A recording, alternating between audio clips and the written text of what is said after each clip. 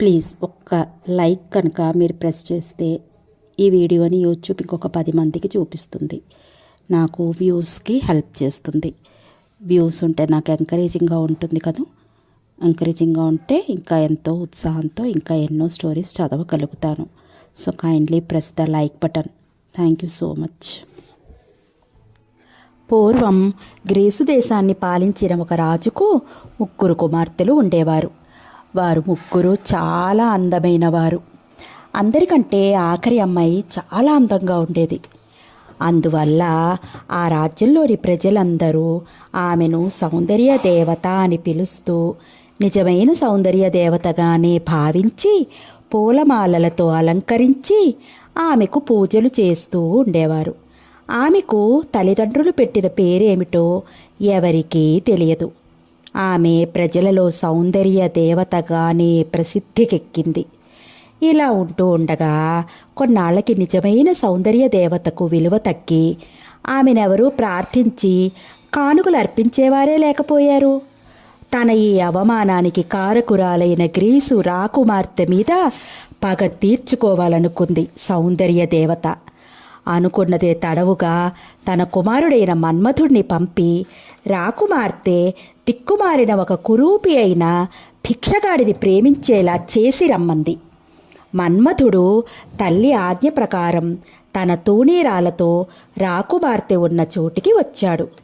తన బాణాలను విసిరి ఆమె ఒక కురూపిని ప్రేమించేలా చెయ్యడానికి మారుగా అతడు ఆమె సౌందర్యానికి ముగ్ధుడై తనే ఆమెను ప్రేమించి తన బాణాలతో తననే గాయపరుచుకున్నాడు. ఆమెను ఓడించబోయి తనే ఓడిపోయాడు. కానీ ఇంత జరిగినా ఇవేమీ రాకుమార్తెకు తెలియదు. ఆమె అక్కగారులు 2 రూపగుణ యవ్వన శక్తి సంపన్నులైన 2 రాకుమారులను పెళ్లి చేసుకున్నారు. కానీ ఆమె సౌందర్య దేవతగా పరిగణింపబడడం వల్ల పూజ్యురాలని ఏ రాకుమారుడు గాని ఆమెను పెళ్లి చేసుకోవడానికి ముందుకు రాలేదు. అందువల్ల ఆమెకు పెళ్లి కాలేదు. అప్పుడు రాజు చింతించి సౌందర్య దేవత ఏవైనా ఆమె మీద కోపగించుకుని ఉందేమోనని తెలుసుకోవడానికై జ్యోతిష్కులను పిలుచుకురమ్మన్నాడు. జ్యోతిష్కులు వచ్చిన తరువాత రాజు వారిని ఈ విషయమై ప్రశ్నించాడు. వారు సౌందర్యోపాసన చెయ్యగా దేవివారికి రాజుగారి చిన్న కుమార్తెను అలంకరించి పెళ్లి బట్టలు కట్టబెట్టి ఆమెను తీసుకుని పోయి ఎత్తుగా ఉన్న ఒక కొండ మీద ఏకాంతంగా వదిలిపెట్టి రావలసినదని అది దైవశాసనమని, అలా చెయ్యకపోతే రాజ్యం శత్రువుల పాలవడమే కాక రాజ్యంలో ప్రజలందరూ దుస్థితి పాలు కావలసి ఉంటుందని అగోచర రూపంలో వచ్చి చెప్పిందట. దైవజ్ఞుల మాటలు విని రాజుకు దుఃఖం పొంగుకొచ్చింది. కన్నబిడ్డను చేతులారా అంత దురవస్థకు పాలు చేయడం కంటే కసాయివాడికి అప్పగించటం మేలనుకున్నాడు. కానీ ప్రజాక్షేమం కోరి అయినా ఆ విధంగా చెయ్యక తప్పలేదు. ఈ విషయాలేమీ చెప్పకుండా రాకుమార్తెను బాగా అలంకరించి నమ్మకమైన రాజ్యభటులు కొందరు ఒకరోజు రాత్రి ఆమెను తీసుకువెళ్ళి దూరంలో ఉన్న ఒక పర్వత శిఖరం మీద వదిలి వచ్చేశారు. వాళ్ళు తననక్కడ చీకటిలో ఒంటరిగా వదిలి వెనుతిరిగి వెళ్ళిపోతూ ఉండడం చూసి రాకుమార్తె భయంతో బిగ్గరగా ఏడుస్తూ పిలిచింది. కానీ వాళ్ళు వినిపించుకోకుండా వెళ్ళిపోయారు.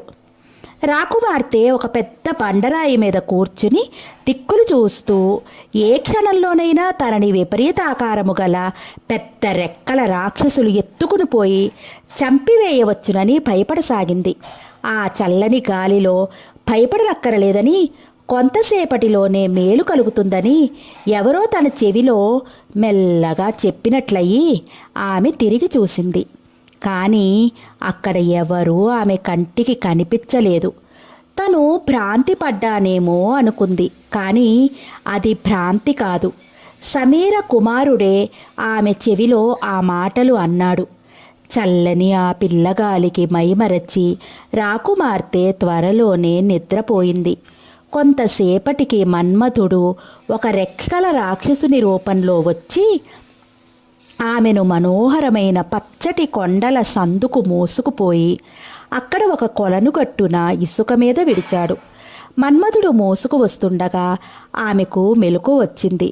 కళ్ళు తెరిచి ఆ భయంకర రూపాన్ని చూసి కేక కూడా వెయ్యలేక కిక్కురుమనకుండా మరుక్షణంలోనే కళ్ళు మూసుకుంది ఆమె. ఉదయం నిద్రలేచి తన ముందున్న మనోహరమైన తోటను చూసి రాకుమార్తె తన కళ్ళను తానే నమ్మలేకపోయింది. రకరకాల చెట్లతో ఏపుగా పెరిగిన ఈ సుందరమైన తోట ఎంతో మనోహరంగా ఉంది. దీనిలో కొంతసేపు విహరిస్తాను అని అక్కడికి వెళ్ళేసరికి ఆమెకి ఆ తోటలో 10 గజాల దూరంలో ఒక దివ్యమైన భవనం కనిపించింది. ఆ భవనం ముందు జలయంత్రాలు నీళ్లను చిమ్ముతున్నాయి.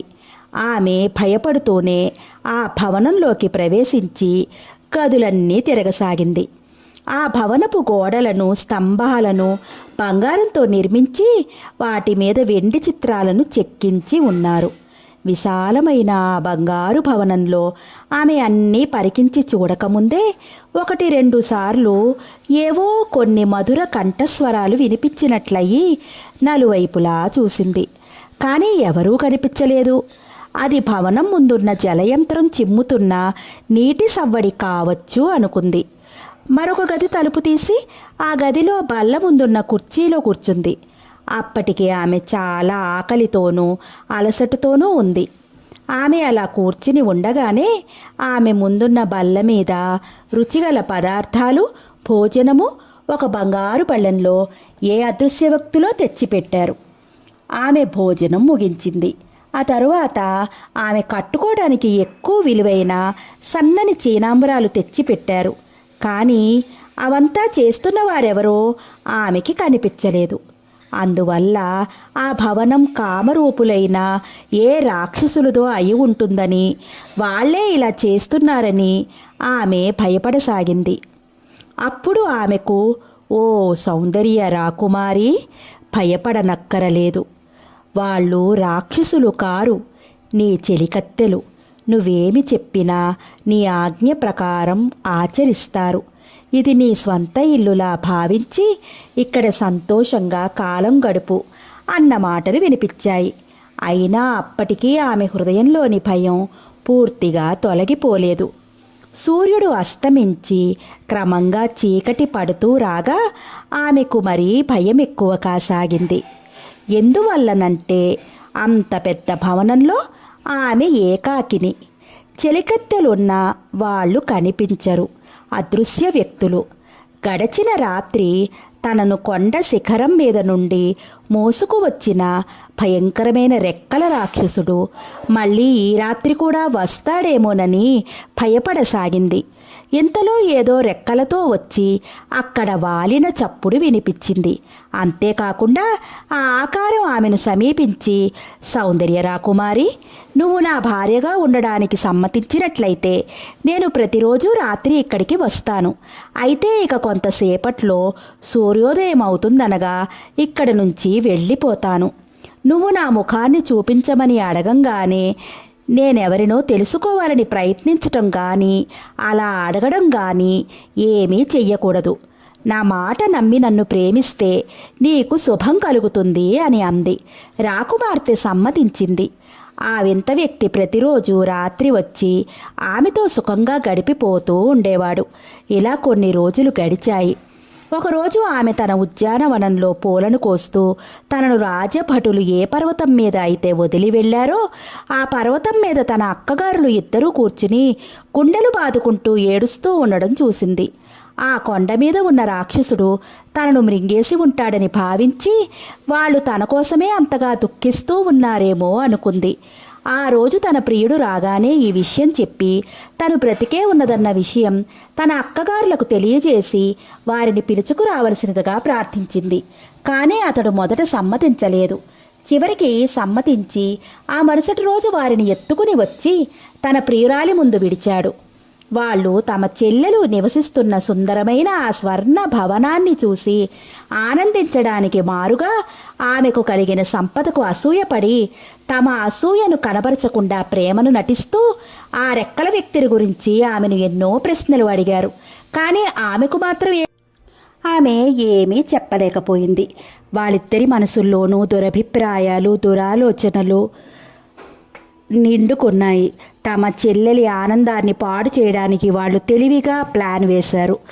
ఆమె ప్రియుడిని గురించి అతడొక రెక్కలు గల భయంకరమైన సర్పమని, ఎప్పుడో ఒకరోజు తప్పకుండా ఆమెను మృంగివేస్తాడని, అతడిప్పుడు ఆమె మీద దయ కనపరుస్తూ తన సమయం కోసం వేచి ఉన్నాడని, అలా కాకపోతే అతని రూపాన్ని ఆమె చూడడానికి గాని, అతడు పగటి వేళ ఆమెకు కనిపించడానికి గాని ఎందుకు ఒప్పుకోడని, కాబట్టి అతను నిద్రపోతున్నప్పుడు బాకుతో పొడిచి చంపి ఆమె ప్రాణాలను భయంకరమైన చావు నుంచి తప్పించుకోవలసినదని చెప్పి వాళ్ళు తమ చెల్లెలి చేతికి ఒక బాకు ఇచ్చి వెళ్ళిపోయారు. ఆమె భయపడసాగింది. తన ఇద్దరు అక్కగారులు చెప్పిన మాటల వల్ల ఆమెకు తన ప్రియుడి మీద నమ్మకమంతా నశించిపోయింది.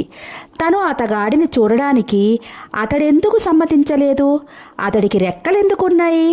ఇవి తప్పక కనుక్కోవాలి అనుకుంది. ఆ రోజు రాత్రి ఆమె ప్రియుడు నిద్రిస్తున్నాడు. ఆమె దీపం వెలిగించి బాకు చేతితో పట్టుకుని మెల్లమెల్లగా అతడు నిద్రిస్తున్న గదిలోకి వెళ్ళింది. దీపపు కాంతి అతని ముఖం మీద పడింది.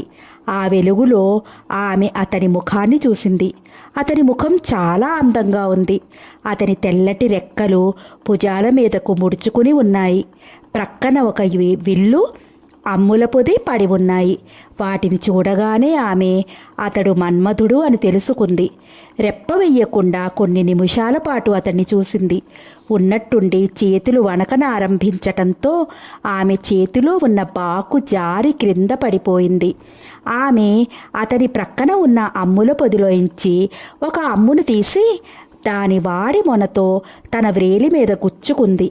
దాని స్పర్శ తగలగానే ఆమెలో అతడిని చంపాలన్న భావన తొలగిపోయి అతడిని మరింత గాఢంగా ప్రేమించసాగింది. దీపాన్ని అతని ముఖానికి నేరుగా ఎత్తులో పెట్టబోతూ ఒకమారు మళ్ళీ అతని ముఖాన్ని పరీక్షగా చూసింది. ఆ సమయంలో దీపంలో నుంచి ఒక చుక్క కాగిన నూనె కారి అతని ముఖం మీద పడింది.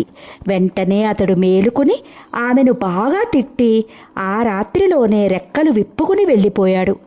అతడు వెళ్ళిన మరుక్షణమే ఆ బంగారు భవనం కనపడకుండా మాయమైపోయింది. రాకుమార్తె అక్కడ ఒంటరిగా మిగిలిపోయింది.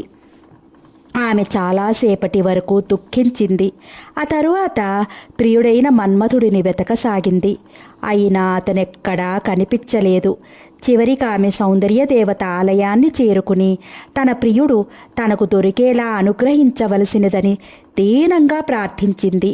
సౌందర్య దేవత జరిగిన విషయాలన్నీ ఇంతకు మునిపే సముద్రపు కాకి వల్ల విని ఉండడం వల్ల రాకుమార్తె మీద మునిపటి కంటే ఇప్పుడు ఆమెకింకా ఎక్కువ కోపం కలిగింది. సాధించలేని పనులు చెప్పి రాకుమార్తెకిప్పుడు శిక్ష విధించాలనుకుంది. ఈ 4 పనులను నువ్వు సాధించుకు వచ్చినట్లయితే నీ ప్రియుడు నీకు దొరికేలా అనుగ్రహిస్తాను. నా తేరు క్రింద పావురాలు, ఊర పిచ్చుకలు తమ ఆహారం కోసం తెచ్చుకుని తింటున్నప్పుడు రాలిన రకరకాల ధాన్యపు గింజలు ఉన్నాయి. వాటిని రకం వారి వేరువేరుగా నువ్వు రేపు సూర్యోదయమయ్యే లోపుగా ఏర్పరిచి ఉంచాలి. ఇది నువ్వు చేయవలసిన పనులలో మొదటిది అన్నది. మర్నాడు సూర్యోదయమయ్యే లోపుగా ఆ పని చేయడానికి సాధ్యం కాదని రాకుమార్తె అధైర్యంతో తలను వాల్చి దుఃఖిస్తూ కూర్చుంది.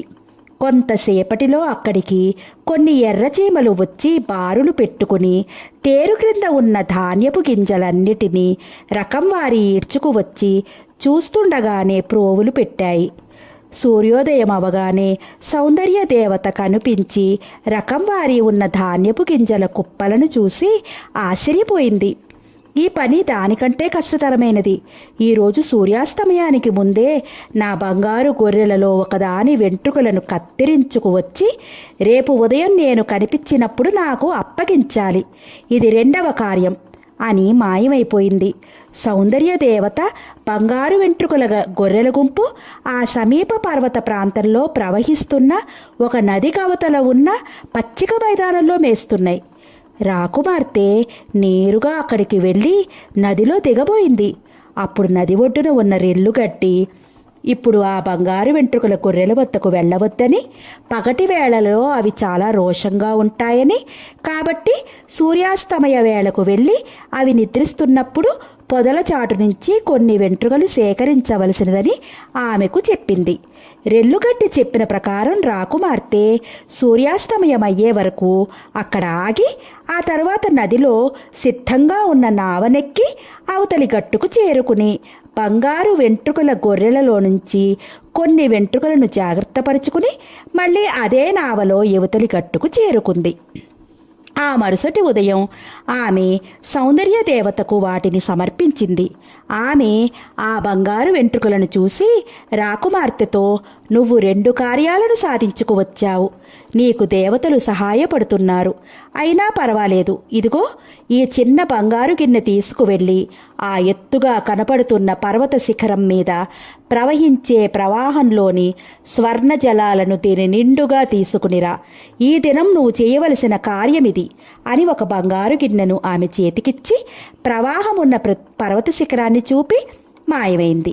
ఎత్తుగా ఉన్న ఆ పర్వత శిఖరం మీద పుట్టిన ఆ ప్రవాహం నున్నని ఒక పెద్ద బండరాయి మీదుగా చల్లున ప్రవహిస్తోంది. దానికి ఇరువైపులా 2 గుహలున్నాయి.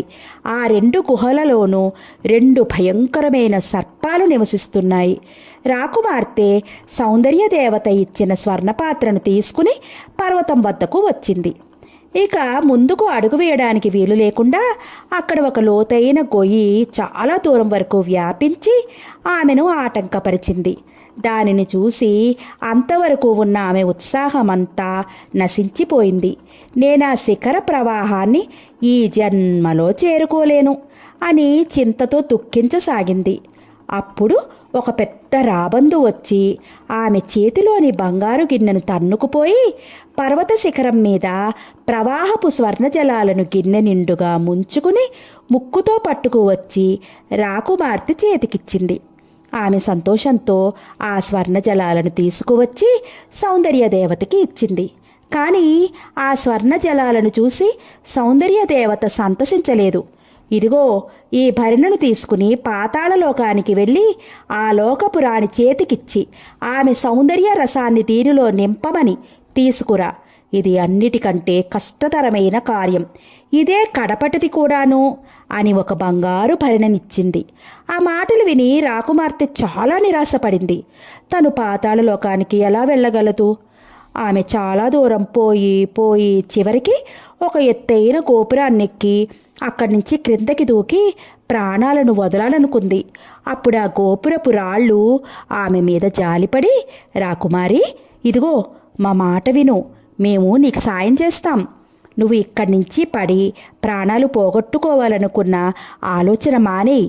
ఈ 2 రొట్టె ముక్కలు 2 బంగారు నాణేలు తీసుకుని ఆ కనిపిస్తున్న పెద్ద కొండ గుహ వద్దకు వెళ్ళు. అక్కడ నువ్వు కొన్ని మెట్లు ఉండడం చూడగలవు. వాటి గుండా వెళితే తిన్నగా అవి నిన్ను పాతాళలోకానికి తీసుకుపోతాయి. అక్కడ ఒక భయంకరమైన నది అడ్డంగా ప్రవహిస్తూ ఉంటుంది. ఆ నదిని దాటించటానికి ఒక పడవవాడు ఉంటాడు. వాడికి ఒక బంగారు నాణెమిచ్చి ఆ నదిని దాటి ఒడ్డు చేరుకుంటే అక్కడ పాతాళలోకపు రాణి అంతఃపురం కనిపిస్తుంది. ఆ అంతఃపురం ద్వారం వద్ద 3 తలలు కలిగి భయంకరంగా ఉన్న ఒక పెద్ద కుక్క కావలి కాస్తూ ఉంటుంది. దానికి ఒక రొట్టె ముక్క వేసి తప్పించుకుని లోపలికి వెళ్ళి పాతాళలోక రాణిని ఆమె సౌందర్యంలో కొంత భాగం నీ వద్దనున్న భరిణలో నింపమని ప్రార్థించు. ఆమె అలా చేసిన తర్వాత భరిణను భద్రంగా మూతవేసి వెనుతిరిగి ద్వారం వద్దకు వచ్చి 2వ రొట్టె ముక్కను కుక్కకు వేసి అక్కడి నుంచి తప్పించుకుని బయటపడి 2వ బంగారు నాణాన్ని పడవవాడికిచ్చి నదిని దాటి ఆ గుహ మార్గంగానే ఈ లోకానికి వచ్చేయి. కానీ ఆ భరిణ మూతను తీసి చూడొద్దు.